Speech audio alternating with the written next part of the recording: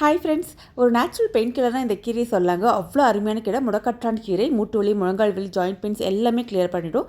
இதை வச்சு ஒரு ரசம் தான் பண்ண போகிறோம். ரசத்துக்கு மெயின் இன்க்ரீடியண்ட்டான மிளகு, சீரகம் இதை நான் ஒரு மிக்ஸி ஜாரில் சேர்த்துக்கிறேன். கூடவே 3 வரமிளகா, கொஞ்சமாக கருவேப்பிலை, ஒரு 8 பல் பூண்டு இதை ரசத்துக்கு அரைக்கிற மாதிரி கோஸாக அரைச்சி எடுத்துக்கலாம். 2 பழுத்து நாட்டு தக்காளியை நல்லா வெந்நீர் விட்டு கரைச்சி எடுத்துக்கலாம். இது கூட கொஞ்சமாக கருவேப்பிலை, உப்பு, கரைச்சி வச்சுருக்கக்கூடிய புளி தண்ணி, கொஞ்சமாக மஞ்சள் பொடி, பெருங்காயப்பொடி இதை நல்லா கரைச்சி எடுத்துக்கலாம்.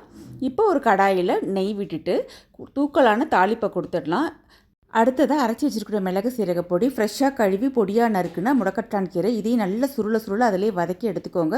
இப்போ நம்ம கரைச்சி வச்சுருக்கக்கூடிய கரைசலை இது கூட விட்டுடலாம். ஜஸ்ட் இதோட பச்சை வாடை போக ஒரே ஒரு லைட்டாக ஒரு கொதி வந்ததுக்கப்புறமா வேக வச்சுருக்கிற துவரம்பருப்பு தண்ணி ஒரு 1/4 டீஸ்பூன், இது ஆப்ஷனல், நாட்டு சக்கரை சேர்த்துக்கிட்டு இதுக்கப்புறம் கண்டிப்பாக கொதிக்கக்கூடாது. ஜஸ்ட் நுரைச்சி வரும்போது அப்படியே அடுப்பை ஆஃப் பண்ணி இறக்குனீங்கன்னா அருமையான முடக்கட்டான் கீரை ரசம் ரெடி. ட்ரை பண்ணுங்கள் ஃப்ரெண்ட்ஸ்.